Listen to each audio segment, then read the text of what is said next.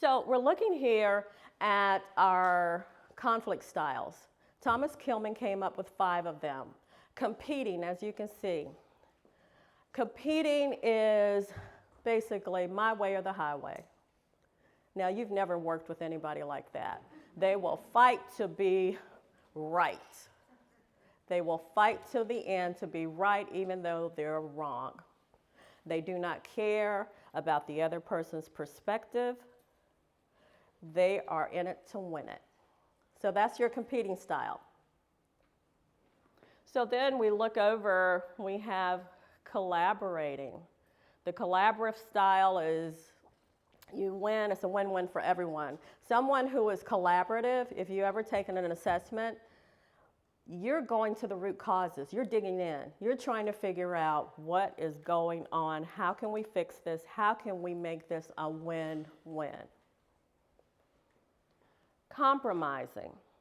Compromising, if you test in a way for compromising, that means you are just looking for a quick fix.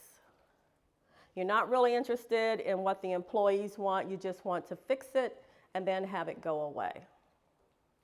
I see a few heads nodding, so some of you know exactly what I'm talking about. You either have employees or managers or supervisors who are like, yeah, I know who that is. Accommodating. Now, accommodating is interesting. You would think just by the word accommodating that it would be one where you can reach a mutual agreement. Accommodating is actually someone who's trying to preserve the relationship. And they, at times, may give in, even though they don't want to. But again, they're trying to preserve the relationship. They're more concerned about that than they are in terms of resolving the true conflict. They may get to the surface, but they'll never get to the root causes of the conflict. So, conflict avoidance. How many of you have heard that? Conflict avoidance. Yes. There are studies that show that managers and leaders, they're great at what they do technically, but when it comes sometimes to supervising people management, they avoid. Avoidance is you withdraw from it altogether. You just walk away. And the expectation is you would have someone else deal with that. So don't show me a show of hands, but how many of you can identify with the 5 conflict styles?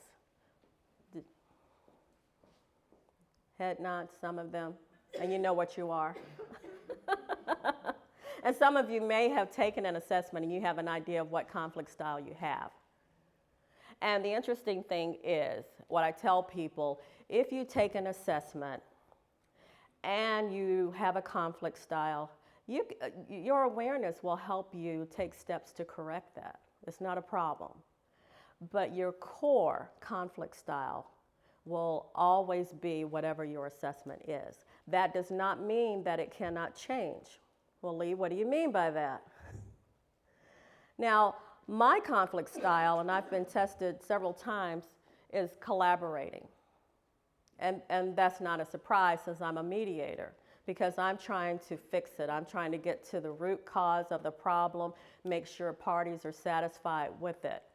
So that's my core conflict style, collaborating. But if something happens personally involving my family and I have to address an issue, what do you think happens? Will I become confrontational, competing, trying to protect my family? Is that a possibility? Yes, it's a possibility.